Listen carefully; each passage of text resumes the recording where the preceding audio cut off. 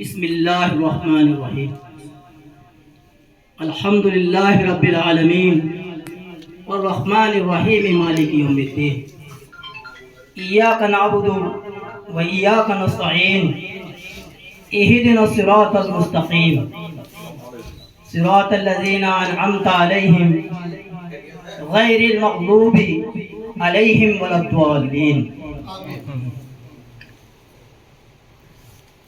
मैंने आपके सामने अल्लाह रब्बुल इज़्ज़त की हम्द व सना की वो तारीफ़ जिसमें अल्लाह ताला ने कुरान शरीफ के पहले ही पन्ने पर अपनी इस आयत को फरमाकर हम सबको इस बात के लिए समझा दिया और कहने की पूरी ताकीद के साथ और पूरी इस्लाह के साथ इस बात को समझाया कि कोई भी काम अगर कहीं भी कोई भी शुरुआत करनी है तो उसकी शुरुआत अल्लाह के नाम से ही होनी चाहिए। मेरे दोस्तों, जो काम हमारे पीछे गुजरने वाले जिम्मेदार लोगों को कर लेने चाहिए थे, उसकी कमावेशी आज हमारी कौम को क्यों महसूस हो रही है, ये बड़ी गौर व फिक्र की बात है। मैं आपके सामने अपनी बात शुरू करने से पहले मैं अल खादिम फाउंडेशन के जितने भी जिम्मेदार लोग हैं और अल्लाह ताला ने इन बच्चों को जो चुना, इन लोगों को जो चुना और उसके ज़रिए अल्लाह रब्बुल इज़्ज़त कुछ और लोगों को चुनना चाहता है, ये हम सब के लिए बड़ी खुशनसीबी की बात है, क्योंकि ये काम कोई अपनी निजी मुफाद के लिए नहीं है, ये एक कौम की खिदमत के लिए है। तो मैंने थोड़ी सी बात मोहम्मद फैज़ साहब से बहुत मुख्तसर से वक्त में की बैठा जब मैं यहाँ पर, तो मैंने यही मालूम किया कि आपका बायोलॉज, आपका कॉन्सेप्ट, आपका क्या प्रिंसिपल है इसके बारे में। तो इन्होंने जो बात अपने चंद अल्फाजों में मुझसे कही, उस बात के अंदर कहीं भी किसी जगह ये बात साबित नहीं होती कि इनमें किसी बात का इनका अपना निजी मुफाद है या कोई फ़ायदा है। इन्होंने बात कही कि हम कौम की खिदमत करना चाहते हैं। मैं आप लोगों से एक बात बहुत ही जिम्मेदारी के साथ कहना चाहूँगा और उस पर रोशनी डालने की भी पूरी पूरी कोशिश करूँगा। कोई भी काम किसी भी इंसान को जब कभी करना हो या करना चाहता हो, अगर उसके अंदर उसकी काम करने की पूरी शिद्दत की ताकत और उसकी जहनियत और उसकी ईमानदारी और उसकी रेस्पॉन्सिबिलिटी अगर उसके साथ जुड़ी हुई है, तो वो चीज़ इंशाअल्लाह बाकायदा पूरी वक्त के हिसाब से दस्तूर में अमल में आ जाती है। हम जब भी कभी अपने फिक्रमंद लोगों के बीच में बैठें और कोई आंधी अगर अपनी बात और अपने ख्यालात और अपने जज्बात अगर आप लोगों के साथ में शेयर करना चाहता हो और आप अगर उसके हकीकत में दिल मुंतज़िर हैं, तो यकीनन वो बात आपके दिल में उतर जाएगी। अदरवाइज हवा चलती है, किसी को लगती है, कोई महसूस करता है, कोई महसूस नहीं करता।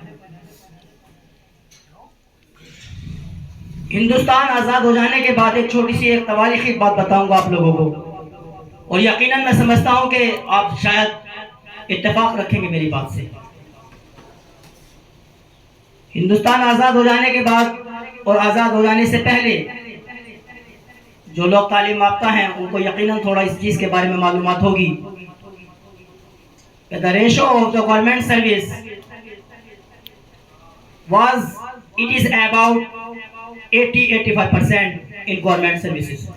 मैंने कहा कि आज़ादी होने से पहले, जब आज़ाद नहीं हुआ था देश, उससे पहले मुसलमानों की तादाद सरकारी मुलाजिमों में 80 से 85% हुआ करती थी। देश आज़ाद हुआ, बंटवारा हुआ। देखो बात थोड़ी सी तवील होगी, मेरी लंबी होगी, लेकिन मैं क्योंकि इस चीज़ की ज़रूरत पेश क्यों आई। कल के दिन अपने हाथों से तकसीम करने वाला, कल के दिन अपने फैसले करने वाला, कल के दिन लोगों के फैसले करने वाला, जिसको मुंसिफ माना गया, जिसको आदिल माना गया, जिसको हकदार माना गया इंसाफ देने का, जिसके हाथ में तवाज़ुन दे दिया जाता था, आज उसके बच्चे पंक्चर लगा रहे हैं, सब्जियां बेच रहे हैं, आज उसके बच्चे दर दर के ठोकरे खा रहे हैं। इसके पीछे कोई छोटी मोटी कहानी नहीं है, एक बहुत लंबी साजिश रही। तो लिहाजा मैं थोड़ी सी रोशनी डालने की कोशिश करूंगा। मैं आपके सामने जो शख्स खड़ा हूं, मैं हकीकत आज भी एक ऐसे दौर से गुजर रहा हूं, अल्लाह रब्बुल इज्जत हर बच्चे की माँ को ऐसे दौर से बचाए। मैं उस पर अपनी बात पर रोशनी तो नहीं डालूंगा, लेकिन मैं थोड़ी सी बात का आपको जिक्र जरूर करूंगा। मैं भी आप ही की बस्ती का रहने वाला हूँ। कांच का ये है ना, गली नंबर 12 पीछे आपकी, मोहम्मद राहत खान नाम है मेरा। लेकिन कुछ वजूहात की वजह से मैं इस वक्त अल्लाह का शुक्र सेफ हूँ, लेकिन मैं थोड़ा शहर से बाहर आता जाता हूँ। बहरहाल मैं अपने मौजूद आ जाता हूँ, जो मैं बात समझाने की कोशिश करूँ। मुझे बताओ, ऐसी चीजों की जरूरत पेश आई, लेकिन आनी शुरू हुई, अल्लाह का शुक्र है। अभी हमारे फैज मोहम्मद साहब ने बात कही थी कि 1400 साल पहले साहबाओं की जो एक रूहानी, एक जमीनी, एक हकीकी, जो उनका एक अल्लाह रब्बुल इज्जत ने मयार बनाया था, अगर उस मयार को मद्देनजर रखते हुए, उस मयार को अपने ख्यालों में रखते हुए अगर आने वाली जिंदगी को बशर करने की कोशिश करते हैं, तो यकीनन जिंदगी दुनियावी और आखिरती दोनों कामयाब हो जाती है। तो मैं बता रहा था कि जब देश आजाद हुआ था, 75% 85% के करीब मुसलमानों की तादाद सरकारी नौकरियों में हुआ करती थी। देश आजाद हुआ, पाकिस्तान और हिंदुस्तान का बंटवारा हो गया। कोई इसको अच्छा मानता है, कोई इसको बुरा मानता है। हम मुसलमानों के बीच में भी इसकी दो दलीलें पेश होती हैं। कोई कहता है कि अगर काश सारे यहाँ होते तो ऐसा होता, ये तो अल्लाह का हुक्म था, इसके बारे में कोई कुछ नहीं कह सकता। रोटी बनी, अम्मी ने रोटी बनाई, उसमें से कौन से बच्चे ने कितना निवाला खाया, जो अम्मी को मालूम नहीं था कि मेरा कौन सा बच्चा कितना निवाला खाएगा। मालूम है किसी को कितना नुका खाएगा, ये तो सिर्फ अल्लाह जानता है। तो ये जो बंटवारे हैं, ये मामलात हैं, ये जमीनों के, ये तो अल्लाह रब्बुल इज्जत के इख्तियारात में है। लेकिन अल्लाह ताला ने इंसान को भी कुछ इख्तियारात दिए हैं। वो इख्तियारात क्या दिए हैं? सिला रहमी, एक दूसरे के साथ हुस्न सलूक, अखलाकी मयार का हो, चाहे किसी भी मयार का हो। जो आप रसूल सल्लल्लाहु अलैहि वसल्लम जो तालीम हमें देके गए, उसके मुताबिक जिंदगी गुजारने का जो मामूल हमें बताया गया, अगर हम उससे भटक के चले तो हम यानी कि अपने रास्ते से भटक गए। ऐसा ही हुआ। एक किसी भी शख्स के हाथ में अगर तराजू दे दी जाए, उससे कहा जाए कि आप हमें इंसाफ करके कुछ चीज तोल के दे, तो तवाजुन किसके हाथ में दिया? अल्लाह ताला ने इंसान के हाथ में तवाजुन दे दिया, जबकि तवाजुन तो अल्लाह के इख्तियार में है, लेकिन अल्लाह ने इख्तियार दे दिया आपको। आप अगर वो इंसाफ सही नहीं करता तो इसका पकड़ किसकी होगी? आप बताएं ईमानदारी से, उसी शख्स की होगी ना। लेकिन इसके साथ साथ उन लोगों की भी पकड़ होगी जिन लोगों ने उसको उसको इनकार ही नहीं किया, उसकी मुखालफत ही नहीं की। बात इसलिए समझा रहा हूं, देखो आज जो माशरा है ना, मैं तुम्हें लेकर आऊंगा उसी बात को घुमा के जहां लाना चाहता हूं। नौकरियों में ईयर टू ईयर हर हुकूमत के बाद धीरे धीरे करते आपकी परसेंटेज, आपके रेशो को कम करते चले गए, और हत्ता यहां तक है कि आज के वक्त में अगर आप रिपोर्ट उठा करके देखें तो बहुत से महकमे तो ऐसे कि जहां पर एक भी मुसलमान यानी कि नौकरी पर नहीं है। भाई इसकी असल वजह जानते हो क्या है? अल्लाह रब्बुल इज्जत फरमा रहे हैं, हदीसों में भी लिखा हुआ है, आलिम भी बताते हैं, और खास तौर से अपनी अपनी अक्ल सलाहियत के मुताबिक हर आदमी इस बात को जानता है। जिस इंसान ने जिस चीज की फिक्र करनी बंद कर दी, वो चीज वजूद से मिट गई। आजाद हो जाने के बाद सबसे पहले शिक्षा मंत्री हमारे मुल्क से अगर किसी को बनाया गया था तो मुसलमान को बनाया गया था। मौलाना अबुल कलाम आजाद हिंदुस्तान के सबसे पहले शिक्षा मंत्री बने। एनीबॉडी कैन टेल मी, क्या आप में से कोई मुझे इस बात को बता सकता है कि उन्होंने कोई तवारीख चीज मुसलमानों को दी? बताए तो, अपने याद हो तो बाद में बता दे। अल्लाह रब्बुल इज्जत ने आप रसूल सल्लल्लाहु अलैहि वसल्लम से जब अपने फरिश्ते को भेजा कि जाओ कहो मोहम्मद से कहो कि कहीं इक़रा, सबसे पहला जिक्र तालीम का है। Education is the best weapon. तालीम एक सबसे बेहतरीन हथियार है by which you can fight anybody, जिसके जरिए आप पूरी दुनिया के अंदर किसी से भी लड़ सकते हैं। But there is a very great problem, the efficiency of the financial position. सबसे बड़ी किस चीज की कमी है? पैसा कहां से आएगा? आपके पास कारोबार होगा, आपके पास मामला होंगे तो तब आएगा कारोबार, तभी तो आप बच्चों को पढ़ा पाएंगे भाई, अदरवाइज कैसे पढ़ाएंगे आप अपने बच्चों को?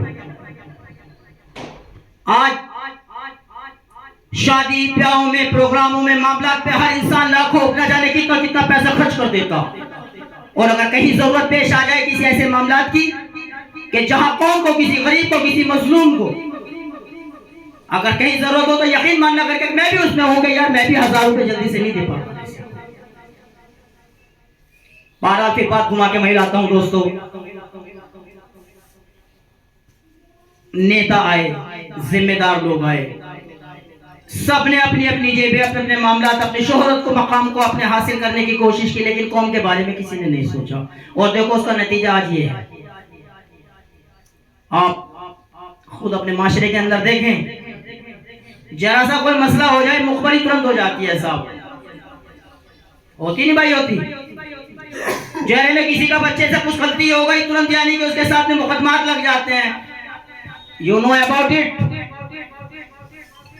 किसी बच्चे के मुस्तकबिल पर एक मुजरमाना तोहमत का लग जाना उसके मुस्तकबिल को बर्बाद कर देता है। और खास तौर से उन बच्चों से पूछ के देखो जो तालीम हासिल कर रहे हैं, और जिन बच्चों के दामन पर ये दाग लग गए, अब वो सरकारी नौकरी नहीं पा सकता। मैं आपको बहुत फिक्र वाली बात बता रहा हूं हकीकत में। मैं, आप यकीन मानना, मेरे पास अल्फाज नहीं है मोहम्मद साकिब के लिए, एडवोकेट वसीम साहब के लिए, शुएब मिर्जा साहब के लिए, फहद साहब के लिए, शाहनवाज साहब के लिए, और खासकर आप सब लोगों के लिए कि एक नाचीज को उसके ख्यालात पेश करने का जितनी मोहब्बत और खुलूस के साथ में वसीम भाई ने मुझे याद किया और बुलाया, मैं हकीकत में मेरे पास उसके लिए शुक्रिया अदा करने के लिए मेरे पास अल्फाज नहीं है। सीने में बहुत जज्बात हैं, हकीकत में बहुत ख्यालात हैं कौम की फिक्र के। बस शर्त वही है कि माँ बाप ने तो मेहनत करके दिखा दी, औलाद भी तो कुछ कुर्बानी दे के दिखाए। हमारे उलेमाओं ने, हमारे बड़े बड़े जिम्मेदार लोगों ने जब देश को आजाद कराने के बाद ये सपने नहीं देखे थे कि हमारे बच्चे कल के दिन गुलामी करेंगे, हमारे बच्चों को नाजायज नाहक मुकद्दमातों में यानी कि फंसा दिया जाएगा। ये बातें इसलिए कह रहा हूं कि माशरे के अंदर आम है, मुझ पे गुजरी है, मुझ पे गुजर रही है। ये जो छोटा सा फाउंडेशन बनाया, हर चीज की शुरुआत अल्लाह ताला ने जमीनी रखी है। कोई भी चीज एक लफ्ज जाने इतने वजूद में नहीं होती अल्लाह के साथ के सिवा। अल्लाह रब्बुल इज्जत ने नबियों का सिलसिला भी भेजा तो हजरत बाबा आदम अलैहिस्सलाम से लेकर आप रसूल सल्लल्लाहु अलैहि वसल्लम पे आखिर कर दिया। तो यानी कि दुनिया को समझाने के लिए नबी पे नबी भेजे। 1,24,000 का मवेश नबी अलैहिस्सलाम दुनिया के अंदर तशरीफ लाए। मेरे दोस्तों, बात तो खैर बहुत लंबी हो जाएगी, मौका मिलेगा फिर कभी भी इंशाल्लाह बात करूंगा। लेकिन मैं एक बात कहूंगा, 4-5 मिनट और लूंगा, ज्यादा नहीं लूंगा। ये जो शुरुआत अल खादिम फाउंडेशन के नाम से जो की गई है और जो इनके अपने एक कॉन्सेप्ट है, इनके जो अपने प्रिंसिपल हैं, जो उन्होंने एक बुनियादी ढांचा रखा है जिसके ऊपर वो आप लोगों के तामुन और आप लोगों का साथ, एक कड़ी से दूसरी कड़ी, दूसरी कड़ी से तीसरी कड़ी, पता लगा जंजीर की तादाद बहुत लंबी हो जाती है। 4 कड़ी की जंजीर छोटे से दायरे को बांधेगी और जितनी ज्यादा इसके अंदर आप यानी कि जुड़ जाएंगे, आप ये ना सोचे कि हमें पैसे से ही जुड़ना है। अगर इस तंजीम को किसी मौके पर कोई अपना इश्तिहार देना है और वहां पर आवाम की जरूरत है, पब्लिक की जरूरत है, तो आप साथ जाए। सोशल मीडिया का जमाना है भाई, अभी आपको एक शख्स का नाम बताऊंगा, शायद नाम में मेरे से गलती हो जाए उसके बताने में। उस शख्स के वो जो पर्सनैलिटी है इस वक्त की, वलीउर रहमान नाम है शायद उस लड़के का, वली रहमान। उसने भी ऐसे ही बिल्कुल एक बहुत छोटी सी शुरुआत की थी कहीं से। देखो एक चीज है बट अगर आप पूरी शिद्दत और मेहनत और पूरी ईमानदारी के साथ अगर किसी काम को आप करते हैं और अल्लाह से मदद मांगते हैं, और यकीनन मैं अकेला आपके सामने वाहिद ऐसा एक सबूत खड़ा हूं, अल्लाह की मदद शामिल होती है। आपने अगर नियत में बदयानती की, आपने अमानत में खयानत करने की कोशिश की, या मंसूबे बनाए या ख्याल आया किसी एक आदमी का भी, तो ये पूरी तंजीम बैठ जाएगी। सबसे पहले जितने लोग जिम्मेदार इसके लोग हैं करके, वो इस बात का अहद करें कि इंशाअल्लाह और सुम्मा इंशाअल्लाह हम जो भी काम करेंगे कौम की खिदमत के लिए सच्चाई और पूरी ईमानदारी के साथ करेंगे, ताकि कल खुदा के घर जाके हम इस बात को कह सकें। क्योंकि मैं खड़ा अगर इनकी मैं मानने की बात तायद करता हूँ इस बात की कि ये ईमानदार हैं, तो इनको मेरी इस बात की तायद करने की, मेरी इस बात को इनको साबित करना पड़ेगा कि हम वाकई में ईमानदार हैं। वो इसलिए न जाने कितने नेता आए, सबने अपने अपनी कोठियां अपने अपने बच्चों को विदेशों में पढ़ा लिया और हमारे बच्चे धक्के खाने पर आ गए। मेरे दोस्तों, दुनिया का सबसे खूबसूरत हथियार तलवार नहीं है, लड़ाई नहीं है, खुशामद नहीं है, पैसा नहीं है, वो तालीम है, एजुकेशन। आप इसके जरिए आपके 10 रुपए, एक आदमी का 10 रुपया, और सपोज करो अगर 1 लाख आदमी ने 10 रुपए दे दिए, कितना पैसा इकट्ठा हो गया भाई? 10 लाख रुपया इकट्ठा हो गया। अब आपके 10 रुपए से आप किसी की गुर्बत नहीं मिटा सकते, आप किसी का मुस्तकबिल नहीं बदल सकते, आप किसी के घर के हालात नहीं बदल सकते, लेकिन आपके 10 रुपए से, अगर आपके 10 लाख रुपए से अगर एक स्कूल में एक बच्चे का खर्चा 3000 या 4000 रुपए भी कहीं आता है, और ये तंजीम अगर उस काम को करती है, तो कैलकुलेशन करके देखना कि आप कितने बच्चों को, आपका एक 10 रुपया कितने बच्चों को पढ़ाता है। बात समझ में आई ना? पैसे ज्यादा तो नहीं है 10 रुपए, अब लेकिन एक आदमी का टारगेट पूरा करना ये एक बड़ा मुश्किल काम सा लगता, but it is not impossible. ये नामुमकिन नहीं है। आप ईमानदारी के साथ अपने साथियों के साथ में अपने मोबाइल के ऊपर अपने दोस्तों को इस चीज की इत्तला करें, बताएं कि देखो अल खादिम फाउंडेशन के नाम से इस तरीके से, यानी कि अल्लाह ताला ने एक तंजीम बनाई है जिसके मंसूबे, जिसके इरादे ये हैं, इनका कॉन्सेप्ट रखें आप, इनकी जो इनकी एक मुस्तैदी जो बात इन्होंने मजबूत रखी है कि हम बच्चों की तालीम के लिए पैसे खर्च करेंगे। अगर कोई मजलूम गरीब है और उसके इलाज के लिए कोई मामलात की जरूरत पेश आती है, तो इंशाल्लाह वहां भी खड़े होंगे। आपके 10 रुपए से यकीन मानना, मैं समझता हूँ बहुत कुछ होगा इंशाल्लाह। 10 रुपए तो मैंने एक छोटी सी बात कही है एज एग्जाम्पल। भाई के छोटे छोटे काम से, 1 ईंट से 2 ईंट, 2 ईंट से 3 ईंट, पता लगा इमारत खड़ी हो जाती है। आप लोग, बहुत अच्छी बात है, बड़ी खुशी की बात है हकीकत में। अपने बच्चों को तालीम के साथ में अखलाकी मेयार की बात को जरूर सिखाना। आज हमारे बच्चे अखलाकी मेयार से बहुत पीछे हो चुके हैं हकीकत में। मेरे दोस्तों, चलते चलते अगर कारवां लुट गया, कुछ भी बाकी ना रहा। बहुत नाजुक वक्त है, इतना नाजुक वक्त है कि आप अंदाजा भी नहीं लगा सकते। खास तौर से वो लोग अंदाजा नहीं लगा सकते जो गुमराही के रास्ते पे हैं, जिनको पता ही नहीं नमाज का टूटना, इसका खसारे का पता लगेगा मरने के बाद। लेकिन एक हक है जिसको अल्लाह ताला फरमा रहे हैं कि मैं उसको माफ नहीं करूंगा। इस बात को क्या क्या आखिर करूंगा बात की, अल्लाह फरमा रहे हैं मैं नमाज माफ कर दूंगा, मेरा हक है। मैं रोजा माफ कर दूंगा, मेरा हक है। तेरे मैंने तुझे दौलत दी, तू हज करके नहीं आया, मैं माफ कर दूंगा। लेकिन एक चीज ऐसी है जिसको अल्लाह रब्बुल इज्जत फरमा रहे हैं कि जब तक तू उससे माफ नहीं कराएगा मैं तुझे माफ नहीं कर सकता। वो है हुकूकुल इबाद। क्या है? हुकूकुल इबाद। अभी कोई दोस्त कह दे कि चल अल करीम 1000, 1500, 2000, 500, 700 रुपए की बेहतरीन तरीके से उठा के आएगा, मेरा दोस्त नाराज ना हो जाए, कमवेशी ना रह जाए। क्या ये दावत हक थी? बताओ ईमानदारी, क्या ये दावत हक है? बराबर में बैठा हुआ मजलूम किसी बच्चे के घर में, यानी कि उसके दवाई नहीं है, उसके दरवाजे पर पल्ली नहीं है, उसकी जवान बेटी बैठी है, अगर वो तुमसे सवाल कर दे कि मुझे 1500 रुपए कुछ वक्त के लिए चाहिए, अबे यार तू कल कह देता तो शायद पैसे दे देता यार, बड़ा और करना जो समझाने की कोशिश करना। ये दर्द है मेरा, ये दर्द है आपका, बशर्ते कि आप समझने वाले हो। ये फाउंडेशन इसी तरीके का काम चाहती है।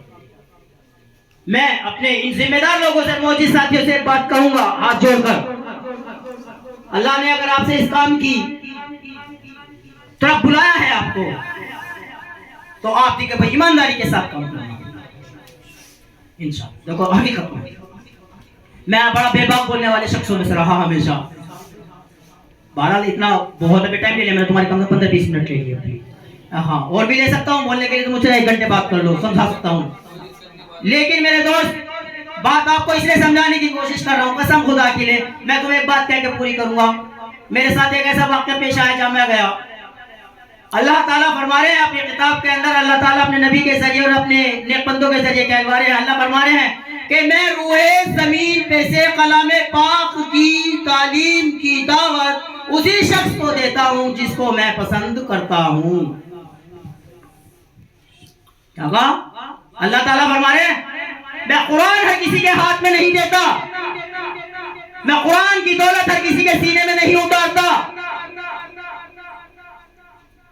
आपने कभी इस बात पे गौर करके देखा कि अल्लाह ताला ने कुरान शरीफ आखिरी इस उम्मत में क्यों उतारा? 1,24,000 कमवेश नबी अलैहिस्सलाम दुनिया में तशरीफ लाए, अल्लाह ताला कलाम पाक को किसी दूसरी कौम पर भी उतार सकते थे। अल्लाह ताला ने दूसरी किताबें नाजिल की, तौरात नाजिल की, ज़ुबूर नाजिल की, इंजील नाजिल की, लेकिन कलाम पाक को इस उम्मत पर ही क्यों उतारा?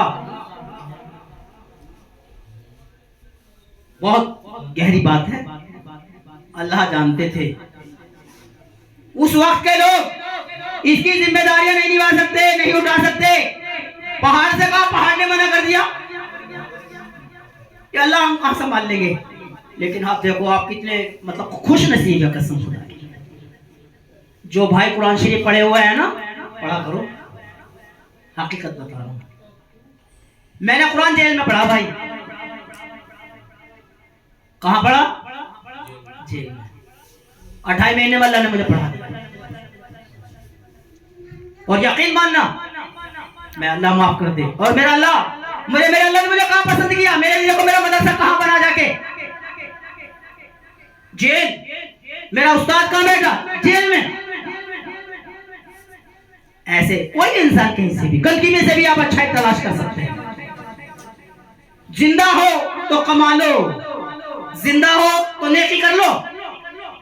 मानने के बाद क्या है? कुछ भी नहीं है भाई। मैं तो सवाल देना का जवाब देना मुश्किल हो जाएगा।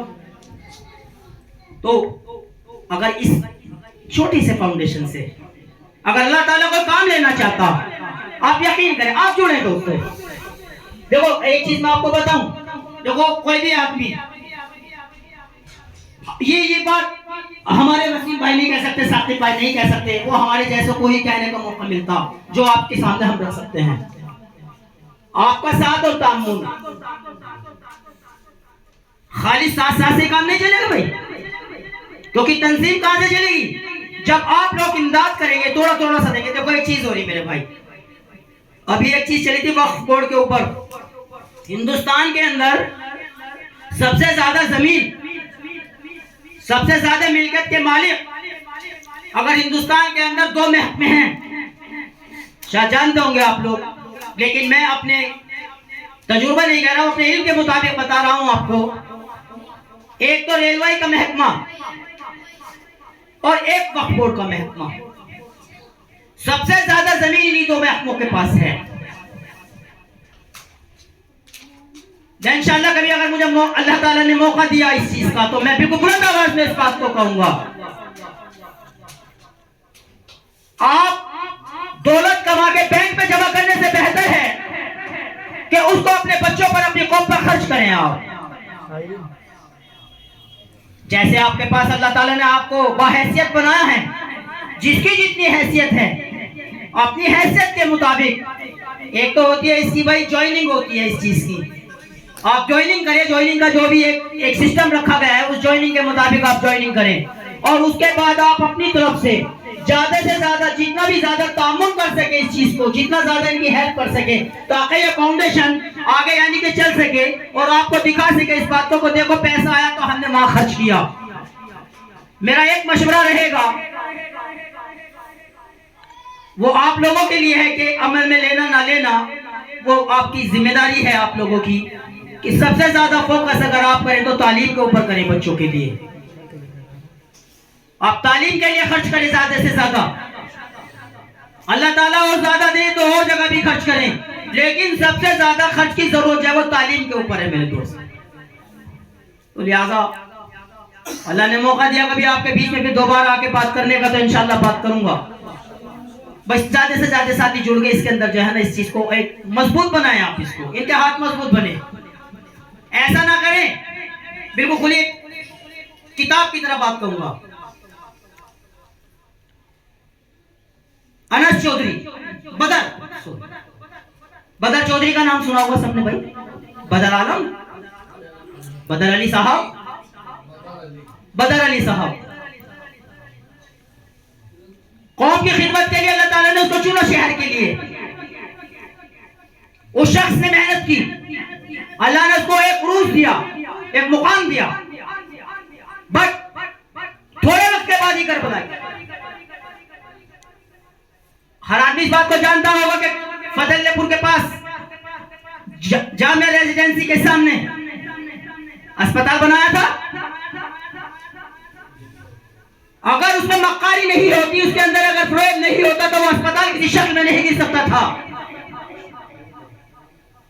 बहुत गहरी बात बता रहा हूं और खुले आवाज में कह रहा हूं, रिकॉर्डिंग हो रही है। ऐसी गलती मत करो, बिल्कुल साफ अल्फाजों में क्या उन्होंने क्या किया था। जमीन उसकी बीवी के नाम, पैसा चंदे के नाम। गरीब लोगों के लिए हम यहाँ अस्पताल बना रहे हैं। अगर फाउंडेशन के नाम हकीकत अगर वो जमीन होती, किसी हुकूमत की कोई हिम्मत नहीं थी जो उसे गिरा देती। वहां लोचा था, वहां कमी थी, जिसकी वजह से वो सारा अस्पताल, अब बताओ कितने लोगों ने पैसा दिया था वहां पर, और कितनी उम्मीद और कितनी अच्छाई के साथ में पैसा दिया था। ऐसा काम मत करना। बहुत खुले अल्फाजों में कह रहा हूं साहब। कह देना राहत खान ऐसे खड़े हुए कह रहे थे, बदर अली तुम्हारे साथ जाना है मुझे अच्छी तरीके से। ये राहत क्या चीज है? इसका जवाब ना दुनिया में दे सके ना खुदा के घर दे सके। जो हक की बात हक की ना कह सके। तालीम यार, चिराग जले और रोशनी ना हो, चिराग जले और अंधेरा ना कटे, मुसलमान और सच ना बोले, ईमान वाला और हक की बात ना कहे, कभी नहीं हो सकता। हो जाएगा भाई ऐसा? कोई कहे तो हमें बताए कि हाँ भाई ईमान वाला झूठ बोल सकता, नहीं बोल सकता। ईमान वाला कभी किसी के सामने झूठ नहीं सकता, खुदा के सिवा अपने। तो ऐसे काम कभी मत करना, क्योंकि हकीकत बता रहा हूं, बदर को अल्लाह ने जो इज्जत दी थी हकीकत में, इतनी तेजी में, इतने छोटे वक्त के अंदर, मैंने भी कम लोगों को देखी। एक शाहिद है वो इंसान, गवाह, मैं, आप सब जानते हैं जिसके बारे में। कसम खुदा के लिए चल के तो देखो यार, कौम के बहुत सारे बच्चे तैयार हैं चलने के लिए, बस ये क्या ढूंढ रहे हैं यार, कोई ईमानदार मिल जाए। पता लगा रस्सी तो बहुत लंबी पकड़ रखी, जिसके हाथ में हैंडल दिया था वो नालायक जाने हैंडल छोड़ के भाग गया, और गाड़ी का क्या होगा, वो तो टकरा जाएगी। सच्चे बनना अल्लाह की कसम साकिब भाई, वसीम भाई ईमानदारी के साथ में काम करके देखो यार, बहुत बड़ा तबका है, मेरठ बहुत बड़ा शहर है। अगर एक आदमी ने तुम्हें 10 रुपए भी दे दिए ना, तौबा तौबा करके कह रहा हूँ, करोड़ों में पैसे इकट्ठे हो जाएंगे इंशाल्लाह। बुलंद आवाज के साथ में तुम यार, और मैं कह रहा हूँ भीख मांग के देखो, मैं आपसे मांगने लगूँ, अगर खुशामद करने लगूँ तो हो सकेगा 1000 2000 रुपए तुम मुझे भी दे दो अभी। और तुम तो कौम के लिए मांगोगे, कौम के बच्चों के लिए मांगोगे, मजलूमों के लिए पैसा मांगोगे। मेरे दोस्तों, मैं इसके साथ अपनी बात को खत्म करता हूँ। और अगर मुझसे कहने में कोई चूक हो गई हो भाई, और कोई बात मैंने गलत कह दी हो तो याद मुझे माफ करना। अस्सलाम वालेकुम।